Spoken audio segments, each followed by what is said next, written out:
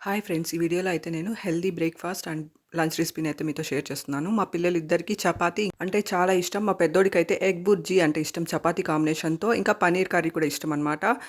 Egg bhurji చపాతీతో చాలా బావుంటుంది. అందుకనే నేను ఎగ్ బుర్జీ చేసిచ్చాను. ఈ రెసిపీస్ చూపిస్తూ జనరల్‌గా ఒక టాపిక్ గురించి నేను మాట్లాడదలుచుకున్నాను. అదేంటంటే మనిషికి ఖచ్చితంగా ఉండేసరికి మన చుట్టూ ఉన్న వాళ్ళందరూ మనకు శత్రువులుగా మారతారనమాట. ఇప్పటి రోజుల్లో మంచితనం, చేతకానితనంగా అనిపిస్తుందని నా ఎక్స్‌పీరియన్స్‌తో నేను ఫీలయ్యాను. నేనైతే మా ఇంట్లో ఎవ్వరిని ఇబ్బంది పెట్టలేదనమాట. ఇంకా కొంతమంది మా ఇంటికొచ్చి కావాలనే ఇబ్బంది పెట్టి, గొడవలు పెట్టిపోయారు. నేనైతే నా వల్ల ఒకరికైతే నేనైతే ఇబ్బంది పెట్టలేదు.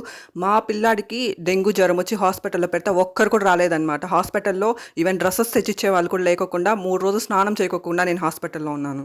ఒక కంబైన్డ్ ఫ్యామిలీలో ఇద్దరు కొడుకులుండేటప్పుడు, ఒక కొడుకు మాత్రం భార్యకి బంగారాలు కొనిచ్చుకుంటూ, ఫ్లాట్స్ కొనిచ్చుకుంటూ వాళ్ళు మాత్రం ఎదగాలి. ఇంకొక కొడుకు భార్య జీతాలు కూడా కార్‌లు ఖర్చు పెట్టేసి వీళ్ళకి కూడా కార్‌లు తీసిచ్చేయాలనమాట. అడిగితే నీకు మంచి బుద్ధి లేదు, అందుకే నీకు అట్లాంటి హస్బెండ్ వచ్చాడు అని కొంతమంది వీళ్ళకి సపోర్ట్ చేస్తూ తాళం వేస్తారనమాట. మీరసలు మనుషులేనా?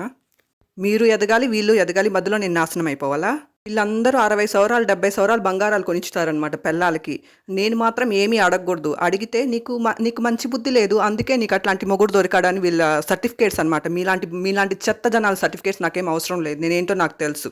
నేనేం నా హస్బెండ్‌ని బీఎండబ్ల్యూ కార్లు, రోల్స్ రాయల్స్ కార్స్ అడగలేదు. నేను జస్ట్ ఒక లాంగ్ చైన్ అడిగాను. అది కూడా ఒకరితో పోల్చుకొని అడగకూడదనంటే అందులో మీ వ్యక్తిత్వాలు కనిపిస్తున్నాయి. ఇట్లాంటోళ్ళని కలియుగ రాక్షసులు అని అంటారు. ఇప్పట్లో వాళ్ళు మాత్రమే బాగుండాలి, పక్కనోళ్ళు బాగుండకూడదని జనాలు ఎక్కువైపోయారనమాట. Thank you for watching.